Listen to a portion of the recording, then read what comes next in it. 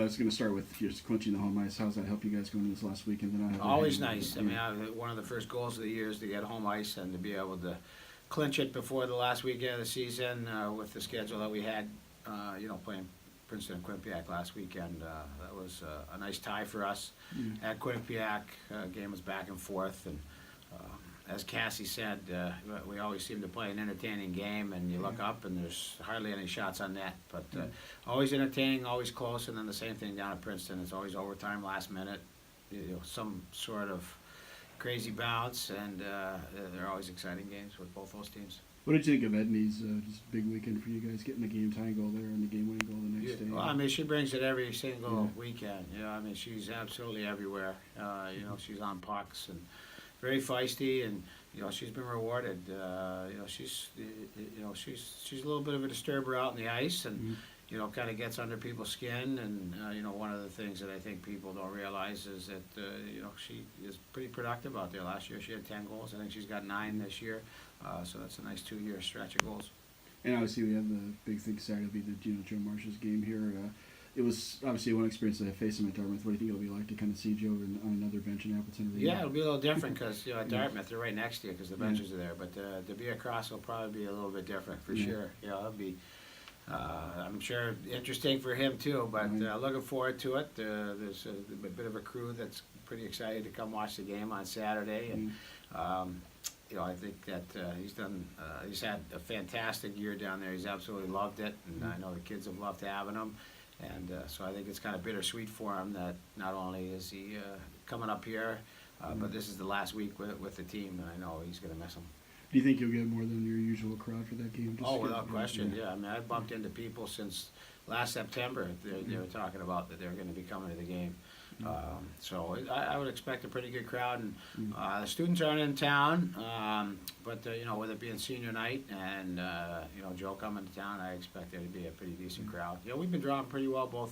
I think both teams have been drawing pretty well. Clarkson, St. Lawrence, this year. I guess this could be maybe one that could get into the thousands or something. It'd be nice, yeah. It'd be nice to get into the thousands without any sort of special treat that you get at the door, so to be able to get over 1,000 would be pretty nice. I wanted to ask about getting a chance to play in possibly Joe Marsh's last game as a coach. What's that going to mean to you as a player here to be part of that?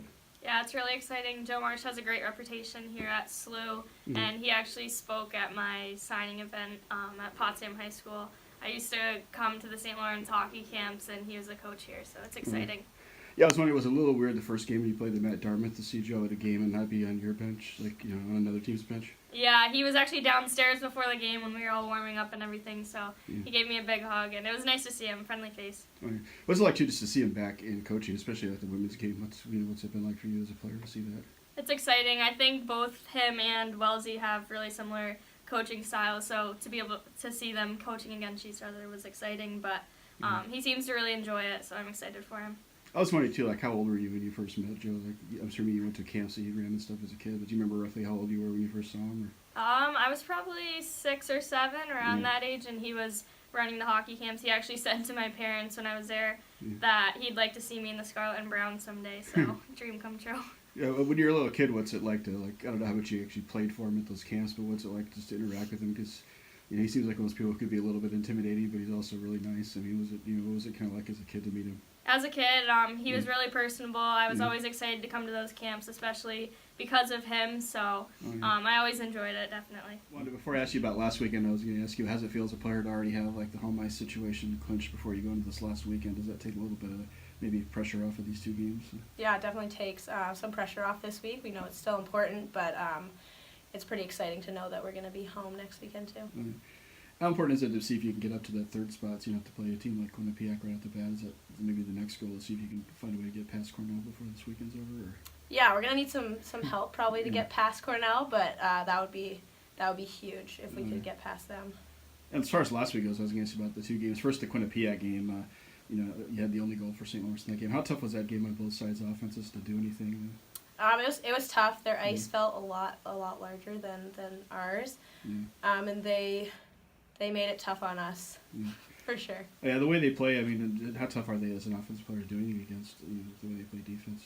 Yeah, they're definitely some big bodies getting in the way of us and cutting off passes that we have to work extra hard to get through. Right.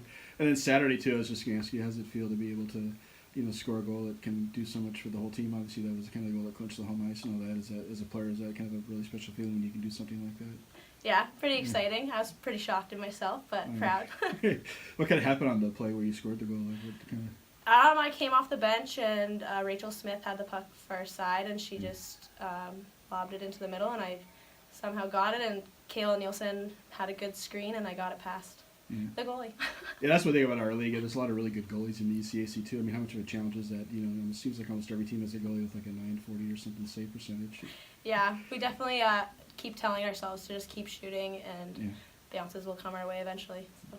All right, well,